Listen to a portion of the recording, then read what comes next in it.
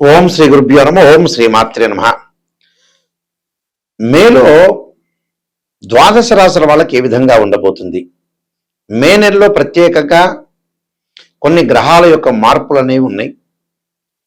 రాహు కుంభరాశిలోను, కేతు సింహరాశిలోను, గురు మిథున రాశిలోను సంచారం చేయడం జరుగుతుంది. శని కుజుడు మీనంలోను, ప్రథమార్థంలో, ద్వితీయార్థంలో కుజుడు మేషరాశిలోను, రవి మేషరాశిలోను, ప్రథమార్థం ద్వితీయార్థం వృషభ రాశిలో సంచారం చేయటం, శుక్రుడు వృషభ రాశిలోను మిథున రాశిలోను సంచారం చేయటం, అలానే రవి బుధులు మేషంలోను వృషభంలోను సంచారం చేయటం కూడా జరుగుతుంటుంది. అంటే గ్రహాల యొక్క మార్పులు అతి వేగంగా వెళుతూ ఉన్నాయి. ఉండటం వల్ల మే నెలలో ద్వాదశ రాశుల వాళ్ళకి ఏ విధంగా ఉండబోతుంది? ఇవన్నీ కూడా గోచారరీత్యా చెప్పబడే ఫలితాలు అని అంటారు. జన్మజాతకాన్ని అనుసరించే ఫలితాలు కావు. జన్మజాతకం అనేది చాలా ఇంపార్టెంట్, గోచారం కూడా ఇంపార్టెంట్. గోచారం అనేది 20% ఫలితాలు.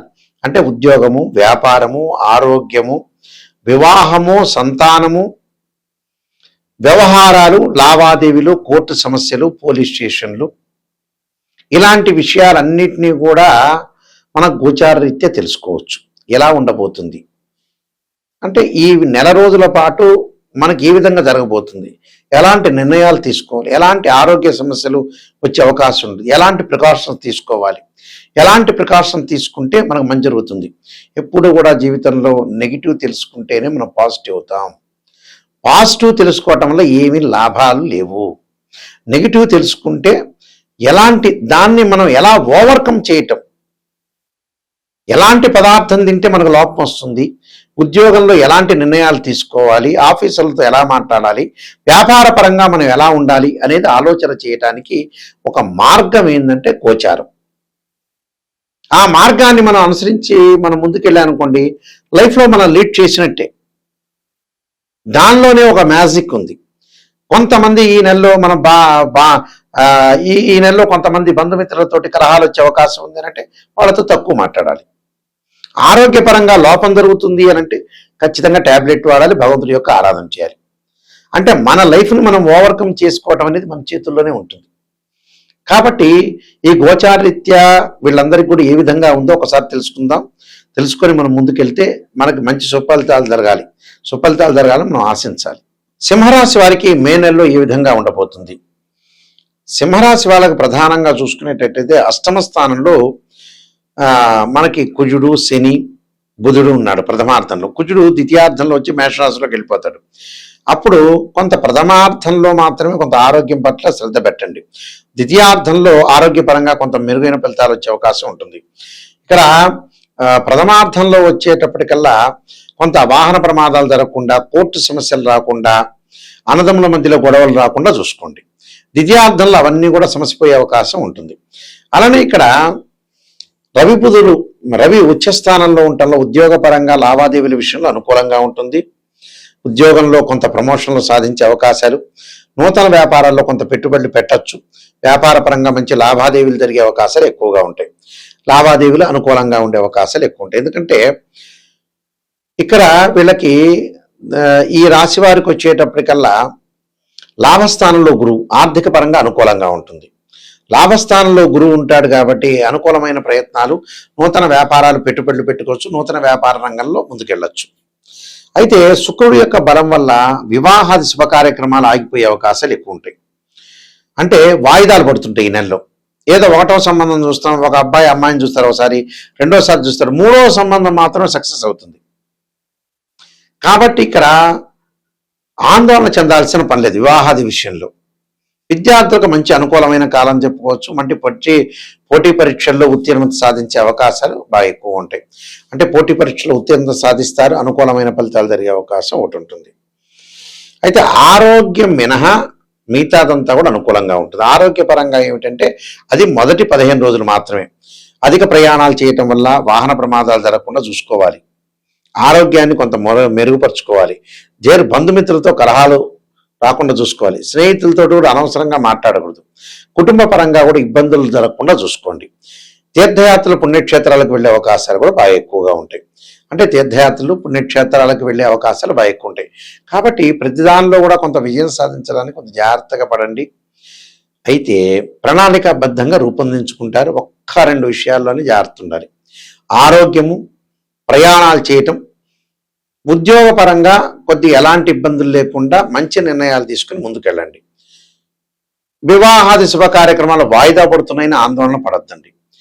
అలానే కొత్తగా పెళ్ళైన వారికి సంతాన సౌఖ్యము కలిగే అవకాశాలు, సంతానం ద్వారా కొన్ని శుభవార్తలు, అంటే సంతానం ఉన్న వాళ్ళకు కూడా శుభవార్తలు, అంటే వాళ్ళ పిల్లలు డెవలప్మెంట్ చెందడం, వాళ్ళ ఉద్యోగాలు వచ్చే అవకాశాలు, ఇలాంటివన్నీ జరిగే అవకాశాలు, కుటుంబంలో సంతోషకరమైన వార్తలు, ఆరోగ్యం పట్ల శ్రద్ధ వహించాలి.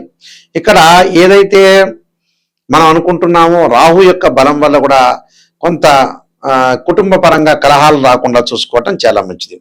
కెరీర్లో వచ్చే అద్భుతమైన మార్పులు జరిగే అవకాశాలు, సూర్యుడు యొక్క కొంత బలం వల్ల డెవలప్మెంట్ అయ్యే అవకాశాలు ఎక్కువ ఉంటాయి. విదేశాలకు వెళ్ళటం అనేది 1-2 సార్లు వాయిదా పడుతుంది, తర్వాత విదేశాలకు వెళ్తారు. విద్యార్థులు మాత్రమే విదేశాలకు వెళ్తారు. వాళ్ళు చదువుకోవడానికి మంచి యూనివర్సిటీలో సీట్ వచ్చే అవకాశాలు ఖచ్చితంగా ఉంటాయి. దత్తాత్రేయ స్వామి యొక్క స్తోత్రాన్ని, గురు చరిత్ర పారాయణం చదవడం వల్ల కూడా మంచి ఫలితాలు వచ్చే అవకాశాలు ఉంటాయి. కొన్ని పరిహారాలు నేను చెప్పబోతున్నా, ఆ పరిహారాలు మీరు పాటించండి, మీకు మంచి జరిగే అవకాశాలు ఖచ్చితంగా ఉంటాయి. ఈ నెలలో వీళ్ళు అనుసరించాల్సిన నిర్ణయాల్లో ప్రధానంగా మనం కొన్ని పరిహారాలు చేసుకొని ముందుకు వెళ్ళాలి. ఎలాంటి పరిహారాలు చేసుకోవాలి అనంటే, ఈ గోచారీత్యా వ్యాపార పరంగా ఉన్న వ్యక్తులు ఖచ్చితంగా బుధవారం రోజున పెసలు దానం చేయటం, బుధుడి యొక్క ఆరాధన చేయాలి. అంటే బుధుడి యొక్క ఆరాధనతో పాటు విష్ణు సహస్రనామ పారాయణం చేయాలి. ఓ నమో నారాయణాయనం అనే అష్టాక్షరి మంత్రాన్ని చదువుకోవటం చాలా మంచిది బుధవారం రోజున ప్రాతకాలంలో. వాళ్ళ ప్రాతకాలంలో కుదరలేదనుకోండి, ప్రదోష కాలంలో చేయొచ్చు. అంటే వ్యాపార సంబంధమైన వ్యక్తులు మాత్రం. అలానే ఎంప్లాయ్మెంట్, అంటే ఉద్యోగస్తులు ఏం చేయాలి? ఉద్యోగస్తులు ఏం చేయాలంటే అమ్మవారి యొక్క ఆరాధన చేయాలి. అంటే బాల త్రిపుర సుందరీ దేవిని, భువనేశ్వరి యొక్క ఆరాధన చేయటం, అమ్మవారి యొక్క ఆరాధన చేయాలి. దాంతోపాటు సూర్య నమస్కారాలు. సూర్య నమస్కారాల్లో ప్రత్యేకంగా ఆదిత్యాయుధే సహస్ర కిరణాయుధీమే తన్నో సూర్య ప్రచోదయాత్ అనే మంత్రాన్ని, దాంతోపాటు ఆదిత్యాయుధే సహస్రమూర్తాయుధీమే తన్నో భాను ప్రచోదయాత్ అనే మంత్రాన్ని చక్కగా ఉద్యోగస్తులు ప్రతిరోజు కూడా ప్రతి ఆదివారం కూడా 4 ఆదివారాలు వస్తాయి కదా, 4 ఆదివారాలు జిల్లేడు సమిధలు తీసుకొచ్చి మన ఇంట్లో చిన్న హోమగండం తీసుకొని చక్కగా ఓం సూర్యగ్రహాయ స్వాహ అని ఆజ్యం వేయాలి, నెయ్యి వేయాలి. చక్కగా హోమగుండంలో సమిధలు పెట్టాలి, జిల్లేడు సమిధలు ఓ 4-5 పెట్టుకొని ఒక 11 సార్లు ఓం సూర్యగ్రహాయ స్వాహ అనే మంత్రాన్ని వేస్తూ ఆజ్యం వేయండి ఇంటి ముందు. మన ఇంట్లోనే హోమగుండం పెట్టుకొని చక్కగా చేసుకోవాలి, సూర్యుడి యొక్క హోమం చేసుకోవాలి. ఒకవేళ వీలైతే పురోహితుల్ని పిలుచుకొని కూడా సూర్యుడి యొక్క హోమం చేసుకోవచ్చు. సూర్యుడి యొక్క హోమం చేసుకోవచ్చు, అలానే సూర్యుని పూజ చేసుకోవచ్చు, సూర్యుడి యొక్క ఆరాధన చేయటం మంచి. సూర్య నమస్కారాలు కూడా చాలా మంచివి. అలానే అంగారకుడు, అంటే ప్రమాదాలు జరుగుతున్నా, కోర్టు సమస్యలు, అన్నదమ్ముల మధ్యలో గొడవలు జరుగుతున్న వ్యక్తులు కుజుడిని ఆరాధన చేయాలి. మంగళవారం రోజున రాహుకాలంలో దీపం పెట్టడం, అలానే రోజు వాటర్ తోటి సర్పాలకు అభిషేకం చేయటం, 2 జంట సర్పాలను దానం చేయటం చాలా మంచిది. అలానే తత్పురుషావిధే మహాసేనాయుధీమే తన్నో షణ్ముఖ ప్రచోదయాత్ అనే మంత్రాన్ని చదవాలి.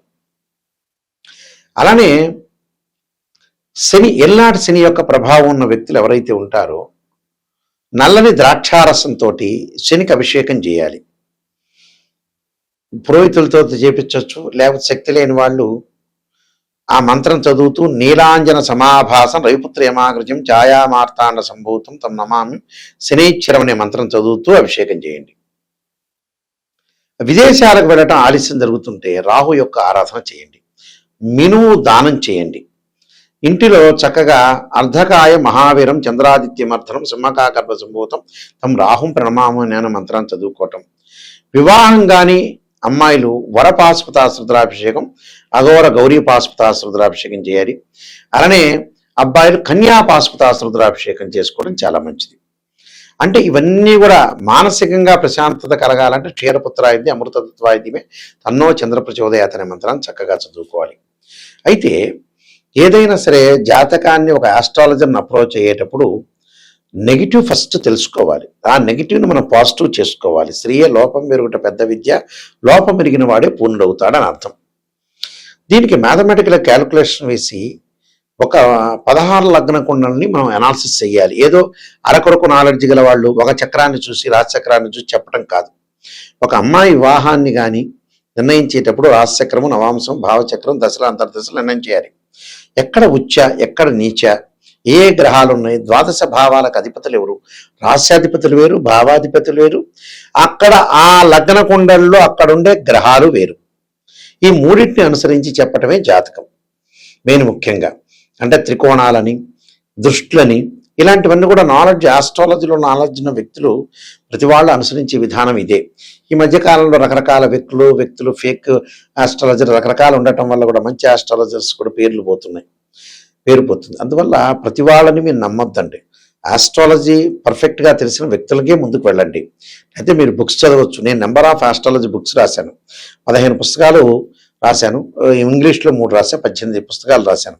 అందులో కాలసర్పయోగం అని, కాలసర్పయోగ దోషం, కాలసర్పయోగ చంద్రిక, రాహుకేతులు, ఛాయాగ్రహాలు, స్వప్నశాస్త్ర పరదీపిక, జాతక చంద్రిక, వివాహ మార్తాండము, సర్వదేవతా గోత్రాలు పార్ట్ 1, పార్ట్ 2, పుత్రగణపతి వ్రతము, అలానే ప్రొడక్షన్ ఆఫ్ ఆస్ట్రాలజీ, ఇలాంటి నెంబర్ ఆఫ్ ఆస్ట్రాలజీ బుక్స్ రాశా. ఇవన్నీ కూడా రాజమండ్రి మోహన్ పబ్లికేషన్ వాళ్ళ దగ్గర దొరుకుతాయి. ప్రొడక్షన్ ఆఫ్ ఆస్ట్రాలజీతో సహా అన్నీ కూడా వాళ్ళ దగ్గర దొరుకుతాయి. ఇవన్నీ కూడా నాలెడ్జ్ అనేది చాలా ఇంపార్టెంట్. ఆస్ట్రాలజీ చెప్పేటప్పుడు ఒక మ్యాథమెటికల్ క్యాలిక్యులేషను, డిగ్రీలో క్యాలిక్యులేషన్ చేయటం, అలానే మీరు కూడా నెగిటివ్ అనేది తెలుసుకోవాలి. నెగిటివ్ తెలుసుకుని పాజిటివ్ తెలుసుకుంటే చాలు. ఎందుకంటే మనం ఎప్పటికైనా చనిపోవటం గ్యారంటీ. ఆ ఉన్నంత కాలం ప్రశాంతంగా ఉండాలి, నిజాన్ని తెలుసుకోవాలి. నిజాన్ని తెలుసుకొని మనం ముందుకెళ్ళామనుకోండి చాలా మంచి జరిగే అవకాశాలు ఉంటాయి. ఉన్నన్ని రోజులు, ఎందుకంటే ఎప్పుడో 60 ఏళ్ళకి నేను సంపాదిస్తా, 70 ఏళ్ళకి సంపాదిస్తాను కాదు. మనం ముందుగానే రియలైజేషన్ కావాలి, పిల్లల యొక్క పెళ్ళిళ్ళు చేయాలి, నిజాన్ని తెలుసుకోవాలి. నిజాన్ని తెలుసుకుంటేనే మనం ముందుకు వెళ్ళే అవకాశాలు ఖచ్చితంగా ఉంటాయి. ఖచ్చితంగా జాతకంలో నన్ను అప్రోచ్ అయ్యేవాళ్ళు, నిజాన్ని తెలుసుకునే వాళ్ళు మాత్రమే నాయకంటి మల్లికార్జున శర్మ గారికి ఫోన్ చేయండి. నిజం వద్దు, ఏదో పొగడండి అంటే వేరే ఆస్ట్రాలజీ దగ్గరికి వెళ్ళండి. అలానే నా వెబ్సైట్ www.nayakanti.com, nayakanti.in ఉంటుంది. అలానే స్క్రీన్ పైన స్క్రోలింగ్ అవుతున్న నెంబర్ నా దగ్గరికే వస్తుంది. నేనే ఫోన్ తీస్తాను. మీరు ఎలాంటి ప్రాబ్లం లేదు, అన్ని విషయాలు నాతో చర్చించవచ్చు. ఏదైనా మీ ప్రాబ్లమ్స్ ఉంటే కూడా నాతో చెప్పుకోండి, దాన్ని నేను పరిష్కార మార్గం అనేది చేస్తాను. దాని జాతకం చూస్తాను, ఉన్న నిజాన్ని తెలుసుకోండి, దానికి ఎలాంటి పరిహారాలు చేయాలి, ఎలా మీరు డెవలప్మెంట్ అవుతావనేది నేను ఓపెన్గా క్లారిటీ చెబుతాను. నేను చెప్పేటప్పుడు మీరు వాయిస్ రికార్డింగ్ అనేది పెట్టుకోండి. వాయిస్ రికార్డింగ్ పెట్టుకుంటే ఏంటంటే మళ్ళీ రిపీట్గా వినే అవకాశాలు ఖచ్చితంగా ఉంటాయి. ఇలాంటివన్నీ కూడా చాలా జాగ్రత్తగా అనుసరించి ముందుకు వెళ్ళండి. మీరు తప్పకుండా మీ అందరికీ కూడా మంచి జరగాలని, శ్రీ పరమేశ్వరి యొక్క కరుణాకటాక్షం ఉండాలని ఆశిస్తూ సర్వే జనా సుఖినో భవంతు.